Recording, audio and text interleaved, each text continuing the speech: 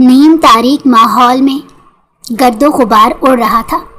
چند بے ترتیب روشنیاں ادھوری دیواروں اور لوہے کے سریوں پر ناچ رہی تھیں۔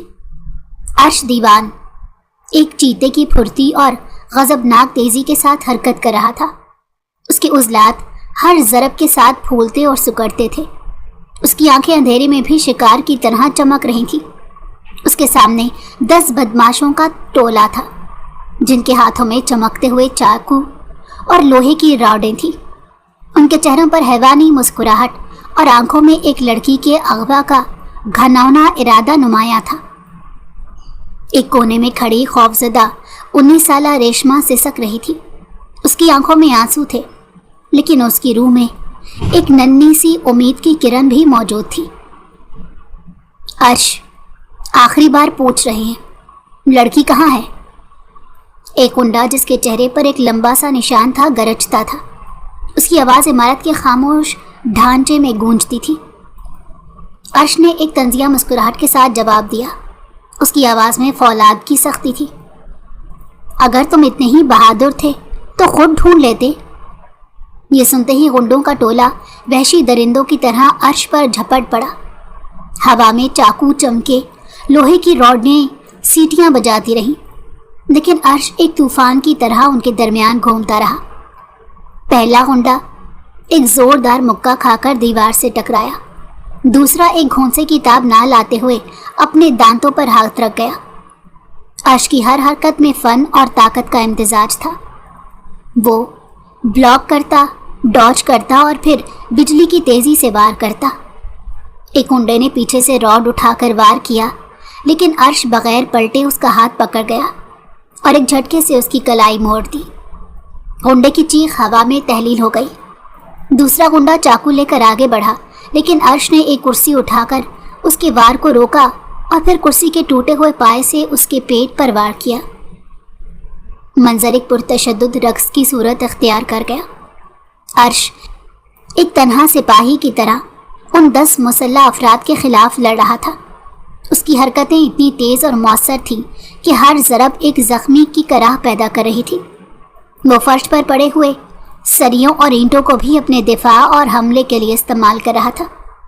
ایک گنڈے نے ریشما کی طرف بڑھنے کی کوشش کی، لیکن عرش ایک لمبی چھلانگ لگا کر اس کے راستے میں آ گیا۔ اس نے ایک زوردار کک اس کے سینے پر ماری، جسے وہ کئی قدم پیچھے جا گرا۔ ریشم کی آنکھوں میں خوف کی جگہ اب حیرت اور امید کی چمک دکھائی دی۔ عرش پسینے میں شرابور، لیکن اس کی آنکھوں میں اب بھی وہی قاتلانہ چمک موجود تھی۔ اس نے ایک آخری جست لگائی اور ایک ساتھ 2 غنڈوں کو زمین پر گرا دیا۔ باقی ماندہ غنڈے اپنے ساتھیوں کی حالت دیکھ کر خوفزدہ ہو گئے اور پیچھے ہٹنے لگے۔ بس کٹ! ایک بلند آواز گونجی۔ روشنیوں کی چکا چوند میں ایک کرسی پر بیٹھا ہوا شخص کھڑا تھا۔ یہ فلم کا ڈائریکٹر تھا۔ اس کے چہرے پر خوشی اور اطمینان کے آثار نمایاں تھے۔ شاندار عرش، لاجواب! یہ سین یقیناً فلم کا بہترین حصہ ہوگا۔ تم نے ایک بار پھر ثابت کر دیا کہ تم ایک ایکشن ہیرو ہو، ڈائریکٹر نے پرجوش انداز میں کہا۔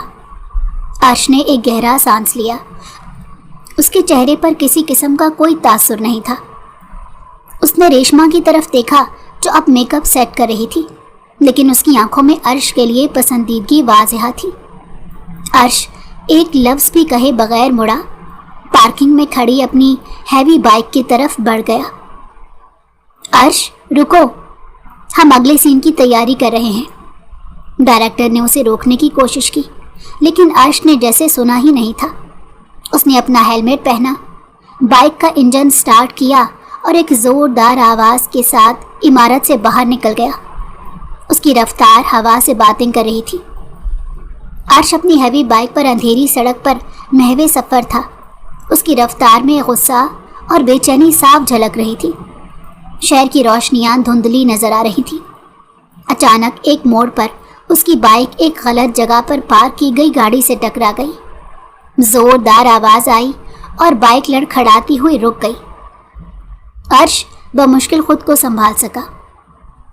یہ کیا بدتمیزی تھی؟ اندھے ہو کیا؟ ایک تیز آواز آئی۔ عرش ہیلمٹ اتارے بغیر اپنی بائک سے اترا۔ اس کی نظریں اس سرخ رنگ کی چھوٹی سی گاڑی پر پڑی جو سڑک کے بیچ میں ٹیڑھی کھڑی تھی۔ گاڑی کی ہیڈ لائٹ ٹوٹی ہوئی تھی۔ تمہیں نظر نہیں آتا؟ اتنی بڑی گاڑی دکھائی نہیں دی؟ وہی تیز آواز دوبارہ آئی۔ عرش نے اپنا ہیلمٹ اتارا۔ اس کے بال پسینے سے بھیگے ہوئے تھے اور اس کی آنکھوں میں ہلکی سی جھنجھلاہٹ تھی۔ اس کی نظر اس حجابی لڑکی پر پڑی جو اب سامنے کھڑی تھی، غصے سے عرش کو دیکھ رہی تھی۔ یہ تمہاری غلطی تھی، تم نے گاڑی غلط جگہ پارک کی تھی، عرش نے پرسکون لہجے میں کہا۔ میری غلطی؟ تم نے میری گاڑی کی ہیڈ لائٹ توڑ دی، تمہیں پتہ بھی ہے اس کی قیمت کیا تھی؟ تم جیسے مغرور لوگ سمجھتے کیا ہو اپنے آپ کو؟ لڑکی غصے سے چیخی۔ وہ غصے میں اس قدر بفری ہوئی تھی کہ وہ عرش کو پہچان نہیں پائی۔ عرش نے خاموشی سے ٹوٹی ہوئی ہیڈ لائٹ کو دیکھا۔ اس کی آنکھوں میں ایک لمحے کے لیے بیزاری جھلکی۔ اس نے اپنی جیب سے کچھ نوٹ نکالے اور لڑکی کی طرف بڑھائے۔ یہ لو، ہیڈ لائٹ ٹھیک کروا لینا، اس نے مختصر لہجے میں کہا۔ لڑکی مزید بھڑک اٹھی۔ تم سمجھتے ہو پیسوں سے سب کچھ خریدا جا سکتا ہے؟ تم ہو کون؟ ایک عام سے بائک سوار، اور اتنی اکڑ؟ اس نے نوٹ پھینک دیے۔ عرش نے ایک گہرا سانس لیا۔ وہ جانتا تھا کہ اس لڑکی سے بحث کرنا فضول تھا۔ وہ دوبارہ سے اپنی بائک پر بیٹھا اور انجن سٹارٹ کیا۔ تم ایک مغرور اور گھمنڈی انسان ہو، لڑکی غصے سے چلائی، جب عرش بغیر کوئی جواب دیے وہاں سے چلا گیا۔ عرش نے اپنی بائک کی رفتار بڑھائی۔ اس کے ذہن میں اس لڑکی کا غصے سے بھرا چہرہ گھوم رہا تھا۔ اس نے سوچا کہ دنیا میں کتنے عجیب لوگ ہوتے ہیں۔ ایک طرف وہ لوگ تھے جو اس کی ایک جھلک کے لیے مرتے تھے، اور دوسری طرف یہ لڑکی تھی جو اسے ایک عام سا مغرور بائک سوار سمجھ رہی تھی۔ زندگی کتنی مضحکہ خیز تھی۔ اگلی صبح عرش دیوان کے پرتعیش دفتر کا وسیع و عریض کمرہ امیدوار لڑکیوں کے ہمہمے سے گونج رہا تھا۔ قیمتی فرنیچر، دیواروں پر آویزاں عرش کی کامیاب فلموں کے پوسٹرز، اور شہر کا دلکش منظر پیش کرتی بڑی کھڑکیاں اس بات کی گواہی دے رہی تھیں کہ یہ ایک کامیاب اور با اثر شخص کا دفتر ہے۔ لیکن اس چکا چوند کے برعکس عرش کی آنکھوں میں ایک واضح بیزاری اور اکتاہٹ نمایاں تھی۔ ایک کے بعد ایک لڑکی کمرے میں داخل ہوتی، اپنی تعلیمی اسناد پیش کرتی اور پھر اپنی تعریفوں کے پل باندھنا شروع کر دیتی۔ اس کی نظروں میں عرش اداکار کی حیثیت سے ایک رومانوی کرش تھا، ایک خیالی شہزادہ جس کی ایک مسکراہٹ ان کے دلوں کو چھید جاتی تھی۔ ان کی باتوں میں اس کی اداکاری کے سحر کا ذکر ہوتا، اس کی وجاہت کی تعریفیں ہوتی، لیکن کسی میں وہ سنجیدگی اور پیشہ ورانہ مہارت نظر نہیں آ رہی تھی جس کی عرش کو اپنی سیکرٹری کے لیے ضرورت تھی۔ ہر گزرتے امیدوار کے ساتھ عرش کی بے چینی بڑھتی جا رہی تھی۔ وہ کرسی پر پہلو بدلتا، کبھی اپنی پیشانی مسلتا اور کبھی بے صبری سے میز پر پڑے ہوئے کاغذات کو ادھر ادھر کرتا۔ یہ سب ایک رسمی کارروائی لگ رہی تھی جس کا کوئی نتیجہ برآمد ہونے والا نہیں تھا۔ آخرکار جب آخری امیدوار بھی رخصت ہو گئی، عرش نے ایک گہری سانس خارج کی اور اپنے قریبی دوست اور مینیجر صابر کو فون میں لایا۔ صابر یار، یہ کیا مذاق ہے؟ کیا تم نے کوئی ڈھنگ کی لڑکی ڈھونڈی بھی ہے یا بس بھیڑ جمع کر دی؟ یہ سب تو میری فین کلب کی ممبر لگ رہی تھی، سیکرٹری نہیں۔ مجھے کوئی ایسی لڑکی چاہیے جو کام کرے، میری اداکاری پر نہ مرے۔ عرش کی آواز میں واضح خفگی تھی۔ صابر دوسری طرف سے ہنسا۔ ارے یار صبر کرو، میں جانتا ہوں تمہارا مسئلہ، یہ سب تمہارے سٹار پاور کا اثر ہے، لیکن میں نے ایک لڑکی دیکھی ہے، تھوڑی مختلف ہے، انٹرویو کے لیے آئی تھی، لیکن تم اس وقت کسی کام میں مصروف تھے۔ میں نے اس سے بات کی ہے، مجھے وہ سنجیدہ اور قابل لگی۔ مختلف؟ کیسی مختلف؟ کوئی ایلین ہے کیا؟ عرش نے طنز کیا۔ نہیں یار، وہ حجاب پہنتی ہے، باحجاب لڑکی ہے، لیکن اس کی گفتگو میں ایک اعتماد اور ایک ذہانت تھی، مجھے لگا شاید تمہیں وہ پسند آئے۔ صابر نے جواب دیا۔ عرش کچھ دیر خاموش رہا، हिजाब, ये उसके लिए एक नया तजर्बा था। आमतौर पर उसके इर्द गिर्द ऐसी लड़कियां होती थीं जो मगरबी लिबास में मलबूस और उसकी तवज्जो हासिल करने के लिए बेताब रहती। ठीक है, अगर तुम्हें लगता है तो बुला लो उसे, देख लेते हैं। अब तो वैसे भी कोई उम्मीद बाकी नहीं रही, अर्श ने हार मानते हुए कहा। साबिर ने यकीन दहानी करवाई कि वो जल्द ही उस लड़की को भेजेगा। अर्श ने फ़ोन बंद किया और कुर्सी पर टेक लगाकर आंखें मूंद ली। उसे यकीन नहीं था कि कोई हिजाबी लड़की उसकी सेक्रेटरी बन सकती है, लेकिन इस वक्त उसके पास और कोई चारा भी नहीं था। कुछ देर बाद दरवाज़ा खटखटाया गया और साबिर एक बावकार सी लड़की के साथ अंदर दाखिल हुआ। वो एक सादा सा हिजाब पहने हुई थी जिसने उसके चेहरे के बेशतर हिस्से को ढांप रखा था। सिर्फ उसकी रोशन आंखें और पुरएतमाद अंदाज नजर आ रहा था। ये वही लड़की थी जिसकी छोटी सुर्ख गाड़ी की हेडलाइट अर्श ने उस रात तोड़ी थी। लड़की ने अर्श को देखते ही एक लम्हे के लिए सहम गई। वो इस मशहूर अदाकार को इतने करीब से देखकर हैरान रह गई थी। ये तो वही सरफिरा बाइकर था जिससे रात को उसकी झड़प हुई थी। हया ने बमुश्किल थूक निकला। अगर ये उसे पहचान गया तो नौकरी क्या देगा, धक्के देकर निकाल देगा। वो अपनी सोचों में गुम थी। फिर उसे अपने हिजाब का ख्याल आया। वो कल रात नकाब में थी। उफ, कोई बोझ कंधों से उतरा था। यकीनन वो उसे नकाब में नहीं पहचान सकता था। उसने खुद को तसल्ली दी और साबिर के साथ अर्श के दफ्तर में दाखिल हुई। अर्श, ये हैं हया खान, मैं जिनके बारे में तुम्हें बता रहा था। हया, ये है मिस्टर अर्श दीवान। साबिर ने दोनों का तारुफ करवाया। अर्श ने एक रस्मी मुस्कुराहट के साथ हया की तरफ देखा। ऐसे जाहिर किया जैसे वो उसे पहली बार देख रहा हो, लेकिन हकीकत ये थी कि वो भी उसे पहचान चुका था। लेकिन उसके हिजाब ने अर्श की तवज्जो अपनी जानिब मोड़ ली थी। ये एक ऐसी चीज़ थी जो उसने अपनी ज़िंदगी में पहले कभी किसी लड़की में नहीं देखी थी। मिस खान, तशरीफ़ रखिए, अर्श ने इशारे से उसे बैठने को कहा। हया ने खामोशी से शुक्रिया अदा किया और कुर्सी पर बैठ गई। उसका दिल ज़ोर ज़ोर से धड़क रहा था, लेकिन उसने अपने चेहरे पर घबराहट जाहिर नहीं होने दी।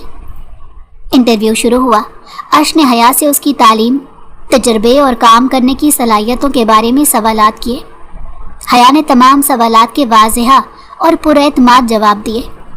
उसकी बातों में संजीदगी और पेशा वराना महारत झलक रही थी, बिल्कुल वही चीज़ जिसकी अर्श को तलाश थी। अर्श ने महसूस किया कि उस लड़की से मुतासिर हो रहा है। उसकी ज़ाहिरी शक्ल के बरक्स उसके अंदर एक मजबूत और बासलाहियत शख्सियत छुपी हुई थी। मिस खान, मुझे लगता है कि आप इस पोस्ट के लिए बिल्कुल मुनासिब हैं। अगर आपको कोई एतराज़ ना हो तो आप कल से ज्वाइन कर सकती हैं, अर्श ने कहा। हया हैरान रह गई। इतनी जल्दी इंतखाब? क्या वाकई उसे नौकरी मिल गई थी? उसने बमुश्किल अपनी हैरत पर काबू पाया और शुक्रगुजारी के साथ जवाब दिया, जी ज़रूर मिस्टर दीवान, मैं कल से हाजिर हो जाऊंगी। साबिर मुस्कुरा रहा था। वो जानता था कि अर्श ने एक अच्छा फैसला किया है। जब इंटरव्यू ख़त्म हुआ और हया जाने के लिए उठी, अर्श ने रस्मी अंदाज में अपना हाथ उसकी तरफ बढ़ाया। मिस खान, आपसे मिलकर खुशी हुई। उम्मीद है हम एक साथ अच्छा काम करेंगे। हया एक लम्हे को रुकी। उसकी नज़रें अर्श के फैले हुए हाथ पर जम गई। उसके जहन में उस रात की झड़प दोबारा ताज़ा हुई, लेकिन अगले ही लम्हे उसने सरजनिश करते खुद को कंट्रोल किया और फिर एक बावकार लहजे में जवाब दिया, माफ़ कीजिएगा मिस्टर दीवान, मैं नामहरम मर्दों से हाथ नहीं मिलाती हूँ। अर्श का हाथ हवा में मुअल्लिक रह गया। उसकी आंखें हैरत से फैल गई। ये पहली बार था कि किसी लड़की ने उसे हाथ मिलाने से इनकार किया था। उसकी स्टार पावर, उसकी वजाहत, उसकी दौलत, सब कुछ उस लड़की के लिए बेमायनी था। अर्श पहली बार चौंका था। उसके अंदर एक अजीब सी कश्मकश पैदा हुई। ये लड़की वाकई मुख्तलिफ थी। हया ने अर्श दीवान के दफ्तर में अपनी नई मुलाजमत शुरू कर दी थी। वो एक ऐसी बरकत साबित हुई थी जिसकी मिसाल कम ही मिलती थी। लड़की होने के बावजूद उसमें एक गैर मामूली संजीदगी और पेशा वराना लगन थी। वो अपने काम से काम रखती, दफ्तर के किसी भी मर्द रुकन से बेजा गुफ्तगू से इज्तनाब करती और अपने फ़राइज़ को इंतहाई ईमानदारी और वक्त की पाबंदी के साथ सरअंजाम देती। दफ्तर का माहौल आमतौर पर गहमा गहमी से भरपूर रहता था, लेकिन हया अपनी एक अलग दुनिया में मगन रहती थी। काम के औकात में भी वो बाकायदगी से अपनी 5 नमाजें अदा करती, एक कोने में खामोशी से जाए नमाज बिछाती और अपने रब के हुजूर सजदा रेज हो जाती। उसकी इस मुस्तकिल मिजाजी और मजहबी लगन ने दफ्तर के दीगर मुलाजमीन को हैरान कर दिया था। अर्श ने इब्तिदा में हया के हिजाब और उसके मर्दों से फासला रखने के रवैये को अजीब महसूस किया, लेकिन उसकी काम की उम्दगी ने जल्द ही उसकी तमाम तर तवज्जो अपनी जानिब मबजूल करवा ली। हया का काम इतना बेऐब और मुनज़्ज़म था कि अर्श को एक भी गलती निकालने का मौका नहीं मिला। उसने अपनी मेहनत और जहानत से अर्श को बहुत मुतासिर किया। कुछ दिन गुजरने के बाद अर्श को अपनी अगली फिल्म की शूटिंग के लिए एक बैरूनी मुकाम पर जाना था। उसने हया को भी अपने साथ ले जाने का फैसला किया। पहले तो हया ने इस बात से इनकार कर दिया।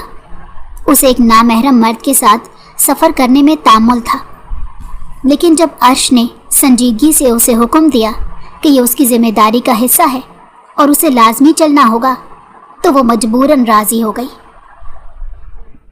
शूटिंग लोकेशन पर पहुंचकर हया ने एक बिल्कुल मुख्तलिफ दुनिया देखी। कैमरों की चकाचौंध, लाइटों की भरमार और फिल्मी अमले की तेज़ रफ्तार सरगर्मियाँ उसके लिए एक नया तजर्बा था।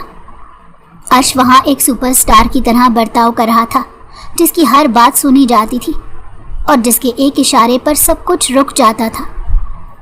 उस दिन जिस मंजर की शूटिंग होनी थी, उसमें अर्श को फिल्म की हीरोइन रेशमा के साथ एक बाइक पर बैठकर मुख्तलिफ स्टंट करने थे। रेशमा एक ग्लैमरस और बेबाक अदाकारा थी, जो अर्श के साथ कुर्बत हासिल करने का कोई मौका हाथ से जाने ना देती थी।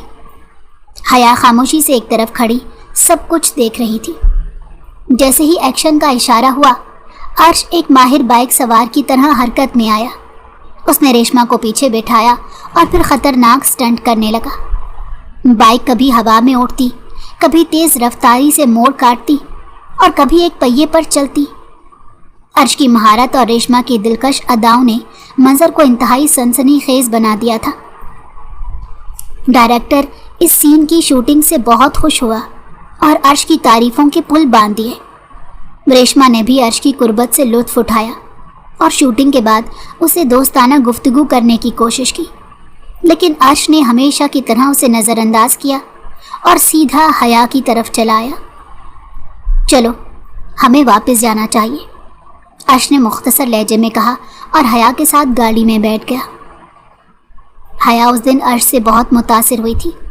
अब उसे अंदाज़ा हुआ था कि अर्श सिर्फ एक आम अदाकार नहीं, बल्कि एक बहुत बड़ा सुपरस्टार है। उसकी महारत, उसका एतमाद और उसका दबदबा सब कुछ गैर मामूली था। उसके दिल में अर्श के लिए एक अनजाना सा एहतराम पैदा होने लगा। वो उसकी तरफ मरूब होने लगी थी, लेकिन अपनी संजीदगी की वजह से उसने अपने जज्बात को जाहिर नहीं होने दिया। लेकिन वक्त गुजरने के साथ साथ हया ने खुद को अर्श की जानिब मुतवज्जो होते पाया। वो बेख्तियार उसके करीब रहने की कोशिश करती, उसकी बातों को गौर से सुनती और उसकी छोटी छोटी आदत को भी महसूस करती। अर्श का पेशा वराना रवैया और काम के तय उसकी लगन हया को बहुत पसंद आती थी। दूसरी तरफ अर्श ने भी हया की संजीदगी और उससे काम की लगन को महसूस किया था। वो दीगर लड़कियों के बरक्स थी, जो सिर्फ उसकी शोहरत और दौलत की तरफ मुतवज्जो होती थी। हया ने कभी उसकी तवज्जो हासिल करने की कोशिश नहीं की थी और यही चीज़ अर्श को उसकी तरफ खींच रही थी। उसने महसूस किया कि हया में कुछ ख़ास है, एक ऐसी कशिश है जिसे वो नज़रअंदाज नहीं कर पा रहा था। दफ्तर में काम करते हुए या शूटिंग के दौरान हया अक्सर खुद को अर्श को चोरी छुपे देखते हुए पाती। उसकी मजबूत जिसामत, उसकी गहरी आंखें और उसका पुरएतमाद अंदाज इसे बहुत भाता था। वो जानती थी कि यह सब गलत है, लेकिन उसे अपने जज्बात पर काबू रखना चाहिए। लेकिन उसका दिल उसकी नहीं सुन रहा था।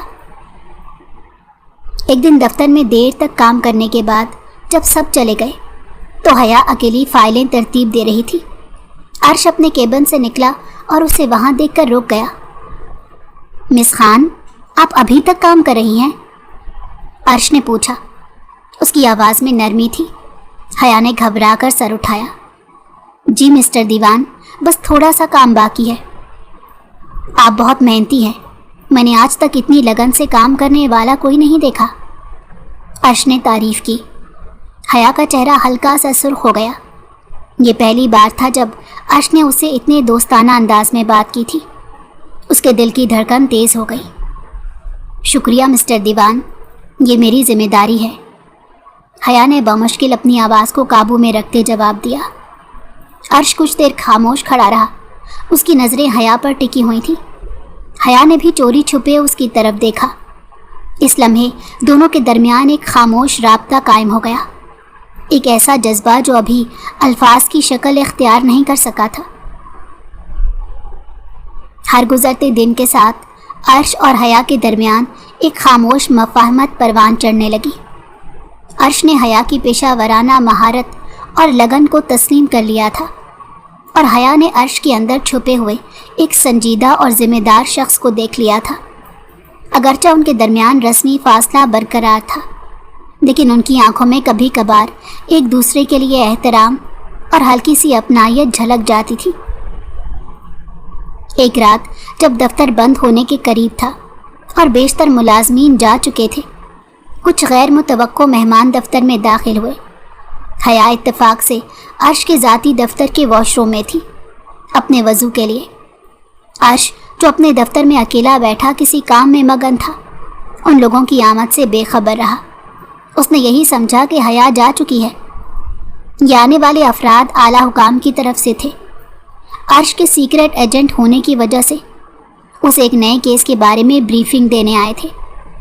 ان کی آمد غیر اعلانیہ تھی اور ان کے چہروں پر ایک سنجیدگی اور رازداری نمایاں تھی۔ حیا نے واش روم سے باہر قدموں کی آوازیں سنی تو وہیں رک گئی۔ غیر معمولی وقت پر اجنبیوں کی آمد نے اس کے اندر تجسس پیدا کر دیا۔ اس نے دروازے کی درز سے جھانک کر دیکھا تو عرش کو چند اجنبی مردوں کے ساتھ سنجیدہ گفتگو کرتے پایا۔ خوف اور تجسس کے ملے جلے جذبات کے تحت وہیں چھپ گئی۔ وہ لوگ دھیمی آواز میں بات کر رہے تھے، لیکن حیا کو ان کی کچھ باتیں سمجھ میں نہیں آ رہی تھی۔ وہ اشاروں اور کوڈ ورڈز کا استعمال کر رہے تھے، بالکل ویسے جیسے جاسوس کرتے ہیں۔ حیا نے بے چینی سے اپنی جگہ بدلی۔ اس کی سمجھ میں نہیں آ رہا تھا کہ یہ سب کیا ہو رہا ہے۔ ان کی باتوں میں کچھ مبہم اصطلاحات استعمال ہو رہی تھیں، جیسے شکاری، گھونسلہ اور کچھ مخصوص اعداد و شمار جن کا کوئی واضح مطلب نہیں تھا۔ کچھ دیر بعد وہ لوگ خاموشی سے رخصت ہو گئے۔ جب حیا کو یقین ہو گیا کہ وہ جا چکے ہیں تو وہ چپکے سے واش روم سے نکلی۔ دفتر سنسان تھا، لیکن حیا کے ذہن میں ان اجنبیوں کی گفتگو گونج رہی تھی۔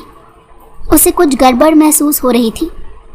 عرش کا رویہ، اس کی پراسرار سرگرمیاں اور اب یہ خفیہ ملاقات، یہ سب مل کر ایک ایسی تصویر بنا رہے تھے جو کچھ ٹھیک نہیں لگ رہی تھی۔ اس رات کے بعد حیا نے عرش کی مزید خاموشی سے جاسوسی شروع کر دی۔ عرش بظاہر خود کو ان تمام باتوں سے لا علم ظاہر کرتا رہا۔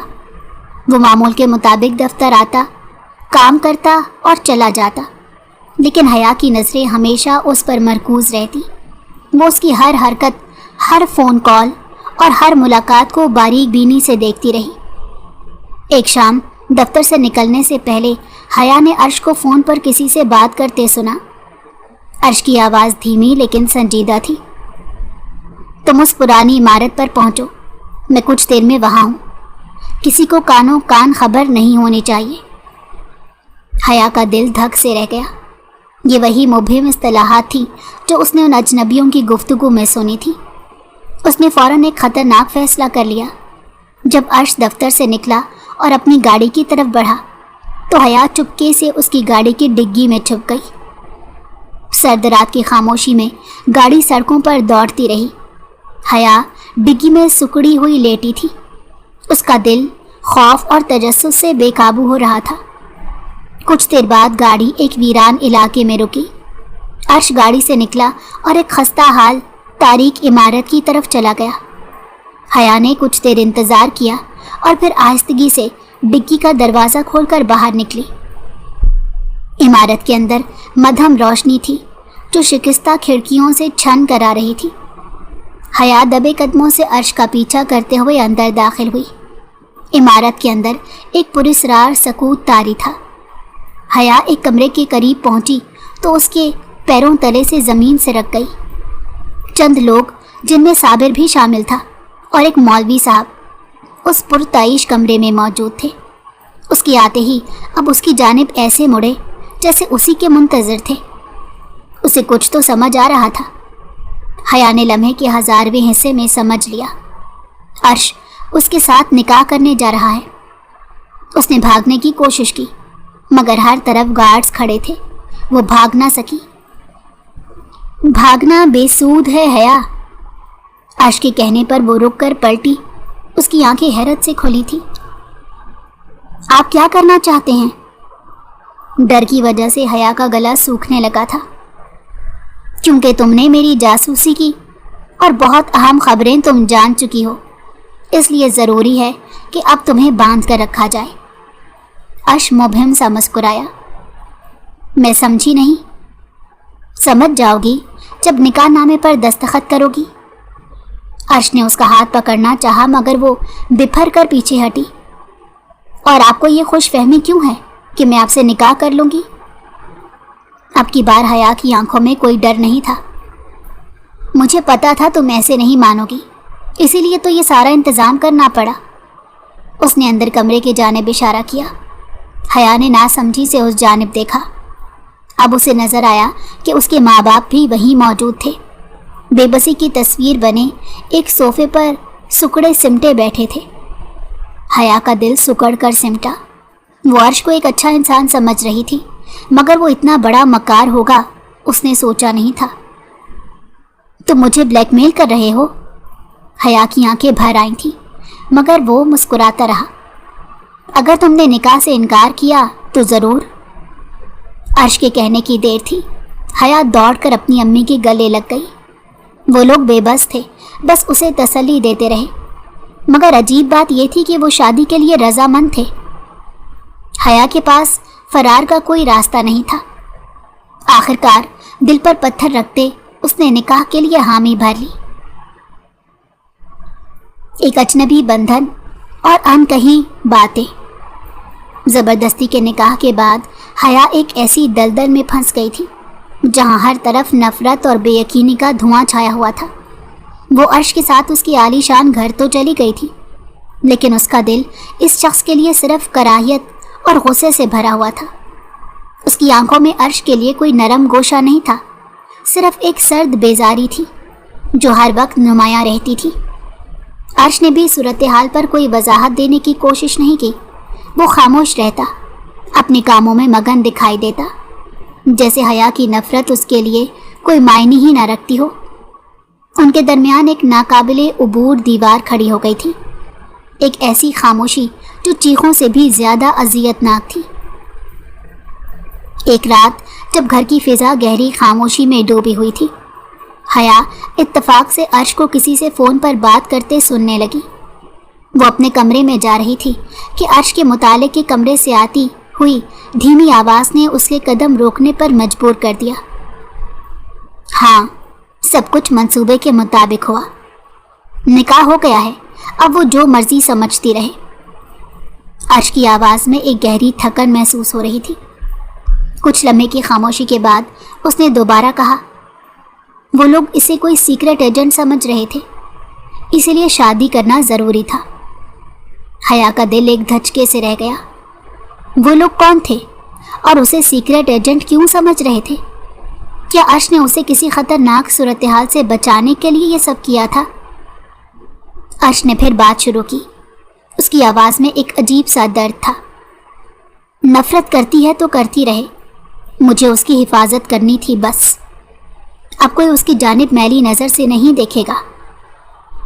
حیا دیوار سے ٹیک لگا کر کھڑی رہی۔ اس کا ذہن الجھنوں کا شکار تھا۔ حفاظت؟ کس سے حفاظت اور کیوں؟ کیا اس زبردستی نکاح کے پیچھے کوئی اور کہانی بھی تھی؟ فون پر دوسری طرف سے کسی کے بولنے کی آواز آئی۔ صرف حفاظت یا پھر محبت کرنے لگے ہو اس سے؟ صابر کی شرارت بھری آواز حیا نے بھی سنی۔ بکواس مت کرو صابر، عرش قدرے مسکراتے ہوئے بولا۔ حیا نے اپنی سانس روک لی۔ صابر؟ کیا وہ اپنے دوست صابر سے بات کر رہا تھا؟ اور محبت کا کیا مطلب تھا؟ صابر کی آواز میں شرارت تھی۔ نہیں عرش دیوان، اس بار میں بکواس نہیں کر رہا، آپ سچ میں محبت کرنے لگے ہیں۔ اس لڑکی میں کچھ تو خاص ہے جس نے آپ جیسے پتھر دل کو بھی پگھلا دیا۔ عرش کچھ دیر خاموش رہا، جیسے وہ اپنے اندر کسی طوفان سے لڑ رہا ہو۔ پھر ایک دھیمی سی آواز آئی۔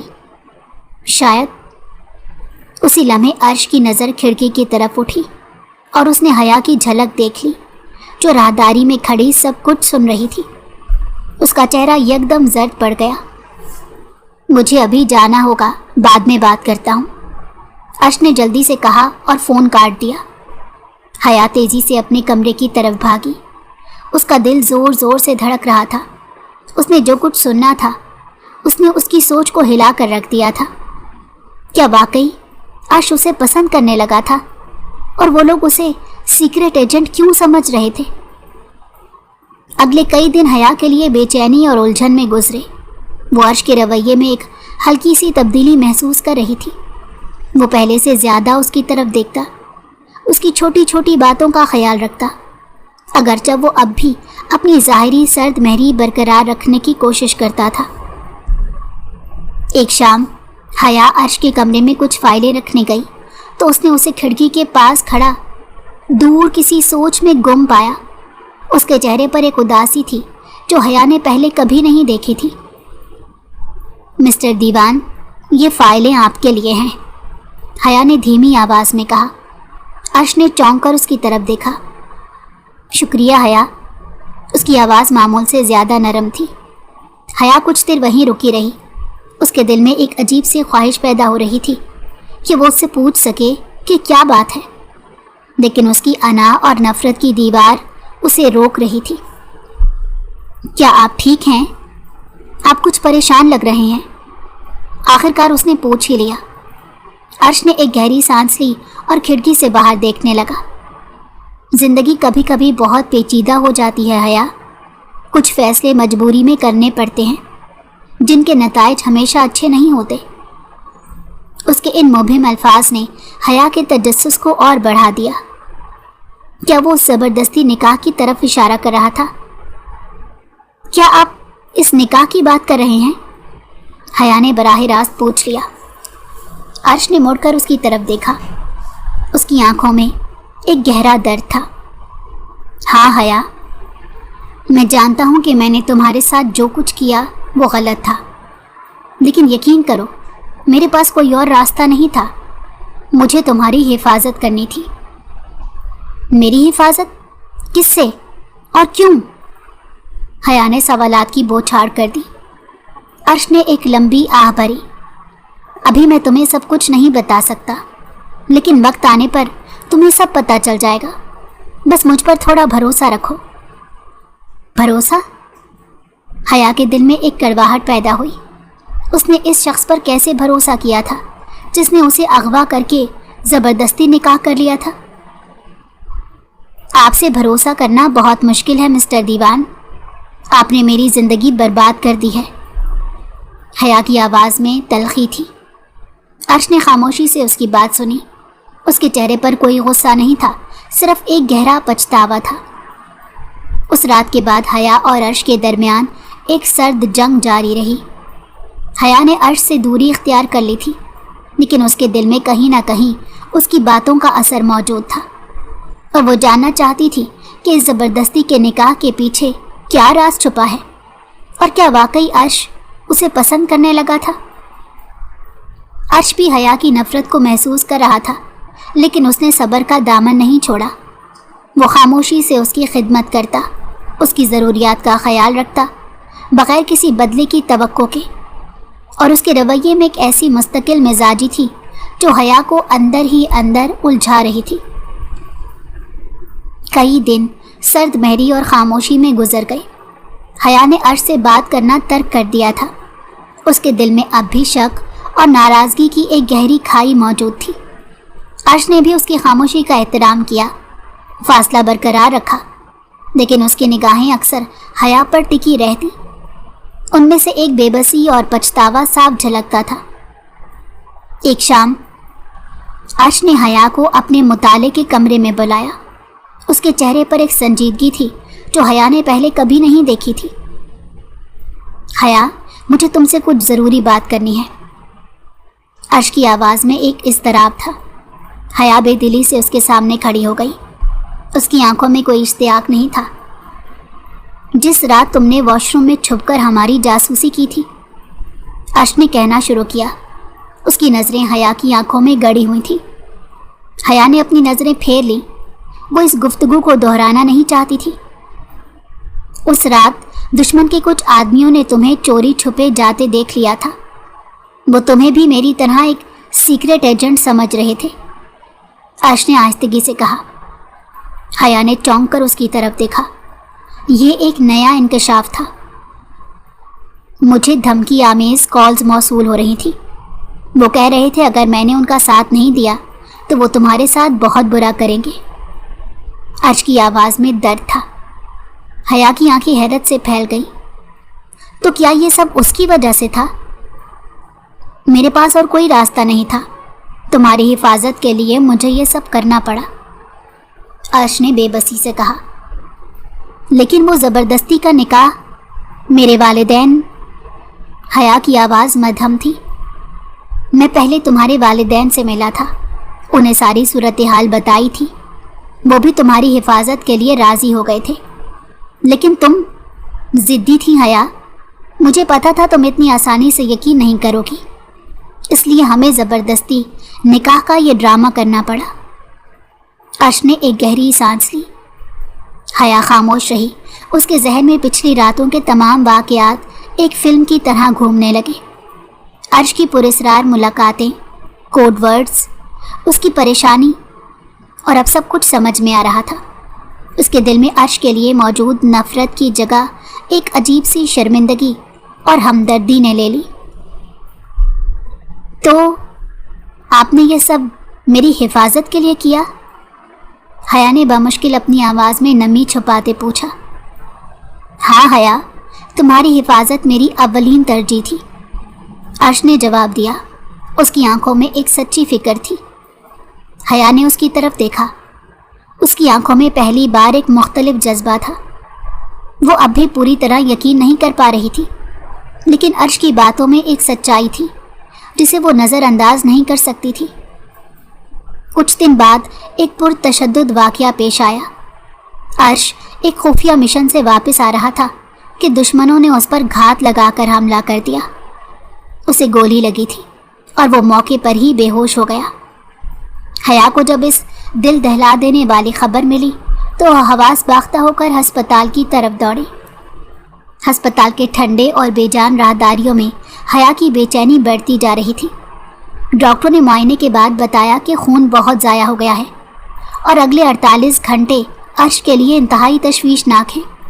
اس کی زندگی خطرے میں تھی۔ حیا کا دل ڈوبنے لگا۔ اس نے کبھی سوچا بھی نہیں تھا کہ وہ عرش کے لیے اتنی فکر مند ہو سکتی ہے۔ اس زبردستی نکاح کے باوجود اس کے دل میں کہیں نہ کہیں عرش کے لیے ایک دبی ہوئی محبت موجود تھی جو اب اس کی زندگی کو خطرے میں دیکھ کر جاگ اٹھی تھی۔ وہ ساری رات ہسپتال کے ویٹنگ روم میں بے قرار بیٹھی رہی۔ اس کی آنکھوں سے آنسو مسلسل بہہ رہے تھے۔ اس نے اپنے رب کے حضور ہاتھ اٹھا کر عرش کی سلامتی کے لیے دعا کی، گڑ گڑا کر اس کی زندگی کی بھیک مانگی۔ اس کی تمام تر نفرت اور ناراضگی اس رات اس کی دعاؤں میں پگھل گئی تھی۔ اس کے دل میں صرف ایک ہی خواہش تھی، عرش ٹھیک ہو جائے۔ ویٹنگ روم کی بے نور روشنی میں حیا کا چہرہ زرد پڑ گیا تھا۔ اس کی آنکھیں نیند سے بوجھل تھیں، لیکن اس کی روح جاگ رہی تھی۔ عرش کی زندگی کے لیے منتظر اور دعا گو۔ وہ لمحے اس پر صدیوں کی طرح بھاری گزر رہے تھے۔ ہر گزرتے پل کے ساتھ اس کی امید کمزور ہوتی جا رہی تھی، لیکن اس کی دعا کی شدت میں کوئی کمی نہیں آئی تھی۔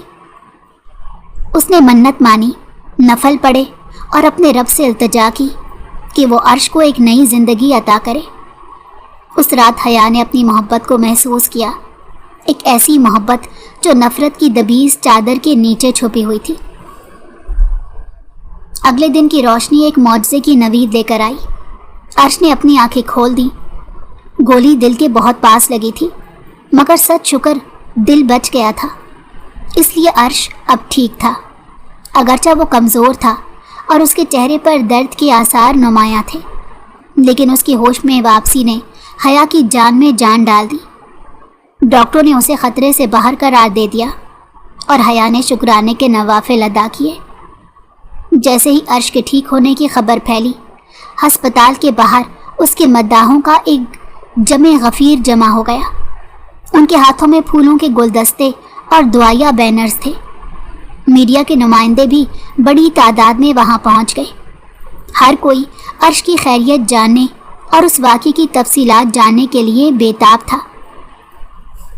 کچھ دن بعد عرش کو اسپتال سے ڈسچارج کر دیا گیا۔ اس کے بازو میں ابھی بھی پٹی بندھی ہوئی تھی، لیکن اس کی آنکھوں میں زندگی کی چمک واپس آ گئی تھی۔ وہ حیا کے سہارے اسپتال سے نکلا تو مداحوں اور میڈیا کے ہجوم نے انہیں گھیر لیا۔ عرش، آپ کیسے ہیں؟ یہ سب کیسے ہوا؟ وہ لڑکی کون ہے جو آپ کے ساتھ ہے؟ سوالات کی بوچھاڑ ہو رہی تھی۔ کیمروں کی فلیش لائٹس ان کے چہروں پر مسلسل چمک رہی تھی۔ عرش نے ایک ہاتھ سے اپنے مداحوں کا شکریہ ادا کیا اور دوسرے ہاتھ سے حیا کو مضبوطی سے تھامے رکھا۔ میں ٹھیک ہوں، آپ سب کی دعاؤں کا شکریہ، عرش نے دھیمی آواز میں کہا۔ پھر ایک صحافی نے حیا کی طرف اشارہ کرتے پوچھا، عرش، یہ خاتون کون ہے؟ کیا یہ وہی ہیں جن کے بارے میں افواہیں گردش کر رہی تھیں؟ عرش نے حیا کی طرف محبت بھری نظروں سے دیکھا۔ اس کے چہرے پر ایک دھیمی مسکراہٹ نمودار ہوئی۔ اس نے حیا کا ہاتھ اپنے زخمی بازو کے ساتھ تھاما اور اپنی آواز بلند کی تاکہ سب سن سکے۔ یہ حیا ہے، میری بیوی اور میری زندگی کا سب سے قیمتی حصہ۔ اگر یہ نہ ہوتی تو شاید میں آج یہاں نہ ہوتا۔ عرش کے اس اچانک اعتراف محبت پر سب دم بخود رہ گئے۔ حیا کی آنکھیں نمی سے بھر آئیں۔ اس نے کبھی خواب میں بھی نہیں سوچا تھا کہ عرش سب کے سامنے اس طرح اپنے پیار کا اظہار کرے گا۔ مداحوں میں خوشی کی لہر دوڑ گئی۔ انہوں نے تالیاں بجائیں اور عرش اور حیا کے لیے نیک خواہشات کا اظہار کیا۔ میڈیا کے کیمرے مسلسل ان کے چہروں کے تاثرات محفوظ کر رہے تھے۔ حیا نے عرش کی طرف دیکھا۔ اس کی آنکھوں میں بے انتہا محبت اور تشکر تھا۔ اس نے اپنا ہاتھ عرش کے ہاتھ میں دیا اور ایک دل نشین مسکراہٹ کے ساتھ اس کی محبت کو قبول کیا۔ ساحل سمندر، غروب آفتاب۔ کچھ ہفتے بعد عرش اور حیا ایک ساحل سمندر پر ریت پر بیٹھے غروب آفتاب کا دلکش منظر دیکھ رہے تھے۔ سنہری شعاعیں آسمان پر نارنجی اور گلابی رنگ بکھیر رہی تھیں اور سمندر کی لہریں مدھم سروں میں ساحل سے ٹکرا رہی تھیں۔ عرش کا زخمی بازو اب کافی بہتر ہو چکا تھا۔ اس نے اپنا ہاتھ حیا کے ہاتھ میں تھام رکھا تھا۔ کیا تمہیں یاد ہے وہ پہلی ملاقات جب تم نے مجھ سے ہاتھ ملانے سے انکار کر دیا تھا؟ عرش نے مسکراتے ہوئے کہا۔ حیا بھی مسکرائی۔ ہاں، اور آپ کتنے مغرور لگے تھے۔ مجھے بالکل اندازہ نہیں تھا کہ ہماری زندگی کس قدر بدلنے والی ہے۔ میں جانتا ہوں میں نے تمہارے ساتھ جو کچھ کیا وہ غلط تھا، لیکن یقین کرو اس کے پیچھے میری نیت بری نہیں تھی۔ مجھے بس تمہیں محفوظ رکھنا تھا۔ عرش نے افسردگی سے کہا۔ میں جانتی ہوں عرش، اب مجھے سب پتہ چل گیا ہے اور میں شکر گزار ہوں کہ آپ نے میری حفاظت کی۔ حیا نے اپنا سر اس کے کندھے پر رکھا۔ اور میں شکر گزار ہوں کہ تم میری زندگی میں آئی حیا۔ تم نے مجھے سکھایا کہ محبت کیا ہوتی ہے، وہ محبت جو کسی ظاہری کشش یا شہرت کی محتاج نہیں ہوتی، بلکہ دل کی گہرائیوں سے آتی ہے۔ عرش نے اس کے بالوں میں پیار سے ہاتھ پھیرا۔ حیا نے اس کی آنکھوں میں دیکھا۔ اس کی اپنی آنکھوں میں محبت کا ایک سمندر موجزن تھا۔ میں بھی آپ سے محبت کرتی ہوں عرش، اس دن سے جب میں نے آپ کو اس ویران عمارت میں دیکھا تھا، اگرچہ اس وقت میں اس جذبے کو سمجھ نہیں پائی تھی۔ دونوں خاموشی سے ایک دوسرے کی آنکھوں میں کھو گئے۔ ان کے درمیان اب کوئی نفرت یا دوری نہیں تھی، صرف ایک گہری اور سچی محبت تھی جو ایک زبردستی کے نکاح سے شروع ہو کر اب ایک ابدی بندھن میں تبدیل ہو چکی تھی۔ غروب آفتاب کے سنہری رنگ ان کے چہروں پر بکھر رہے تھے اور سمندر کی لہریں ان کی محبت کی ابدی کہانی گا رہی تھی۔ ان کے خاموش گفتگو میں مستقبل کے سہانے خواب اور ایک ساتھ زندگی گزارنے کی لازوال خواہش شامل تھی۔ ساحل سمندر پر بیٹھے یہ دو دل اب ایک ہو چکے تھے، ایک ایسی محبت کے ساتھ جو ہر مشکل اور ہر غلط فہمی کو مات دے گئی تھی۔ کچھ دن بعد عرش اور حیا کے ولیمے کی شاندار تقریب منعقد ہوئی۔ پورا گھر مہمانوں سے کھچا کھچ بھرا تھا، ہر طرف خوشی اور مبارکبادوں کی صدائیں گونج رہی تھیں۔ عرش ایک روایتی شیروانی میں ملبوس بے حد وجیح لگ رہا تھا، لیکن اس کی نظریں بار بار دروازے پر مرکوز تھی۔ وہ اپنی دلہن کا انتظار کر رہا تھا۔ کچھ دیر بعد حیا نے کمرے میں قدم رکھا تو وقت ایک لمحے کے لیے تھم سا گیا۔ اس نے ایک خوبصورت نفیس عروسی لباس زیب تن کیا تھا جس پر نازک زردوزی کا کام کیا گیا تھا۔ اس کا حجاب اس انداز سے اوڑھا گیا تھا کہ اس کا چہرہ ایک چاند کی طرح روشن دکھائی دے رہا تھا۔ ہلکا سا میک اپ اس کی قدرتی خوبصورتی کو اور بھی نکھار رہا تھا۔ عرش نے پہلے کبھی حیا کو اس روپ میں نہیں دیکھا تھا۔ اس کی سادگی میں بھی ایک ایسی دلکشی تھی جو براہ راست اس کے دل میں اتر گئی۔ عرش کی آنکھیں حیا پر جم گئیں۔ وہ مبہوت ہو کر اسے دیکھتا رہا۔ اس کے دل میں حیا کے لیے محبت کا ایک نیا جذبہ بیدار ہوا۔ یہ صرف ایک خوبصورت چہرہ نہیں تھا، بلکہ ایک پاکیزہ روح تھی جو آج اس کے سامنے ایک ملکہ کی طرح جلوہ افروز تھی۔ حیا نے شرماتے ہوئے اپنی نظریں جھکا لی، لیکن اس کے ہونٹوں پر ایک دھیمی مسکراہٹ رقص کر رہی تھی۔ وہ جانتی تھی کہ عرش اسے دیکھ رہا ہے اور اس کی نگاہوں میں چھپی ہوئی محبت کو وہ محسوس کر سکتی تھی۔ جب حیا عرش کے قریب پہنچی تو اس نے آہستہ سے اس کا ہاتھ تھاما۔ عرش نے اس کے ہاتھ پر پیار سے بوسہ دیا۔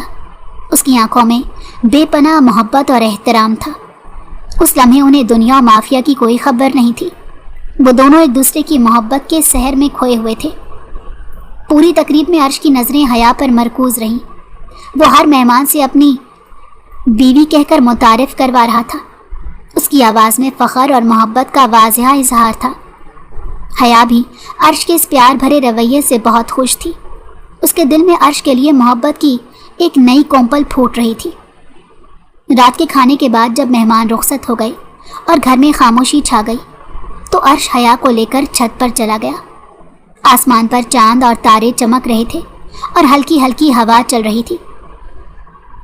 تم بہت خوبصورت لگ رہی تھی حیا۔ آج میں نے پہلی بار محسوس کیا کہ اللہ نے مجھے کتنی قیمتی نعمت عطا کی ہے۔ عرش نے حیا کا ہاتھ اپنے ہاتھوں میں لیتے کہا۔ حیا نے شرم سے اپنی نظریں جھکا لی۔ شکریہ عرش، آپ بھی بہت اچھے لگ رہے تھے۔ مجھے افسوس ہے کہ ہماری شادی اس طرح شروع ہوئی، ان ناخوشگوار حالات میں، لیکن میں وعدہ کرتا ہوں کہ میں اپنی پوری زندگی تمہیں خوش رکھنے کی کوشش کروں گا۔ عرش نے حیا کی آنکھوں میں دیکھتے ہوئے کہا۔ حیا نے اپنا ہاتھ عرش کے گال پر رکھا۔ ماضی گزر چکا عرش، اب صرف ہمارا مستقبل ہے، اور مجھے یقین ہے کہ ہم ایک ساتھ بہت خوش رہیں گے۔ عرش نے حیا کے ہاتھ کو چوم لیا۔ ان کے درمیان اب کوئی دوری نہیں تھی، صرف محبت اور اعتماد کا ایک لازوال بندھن تھا۔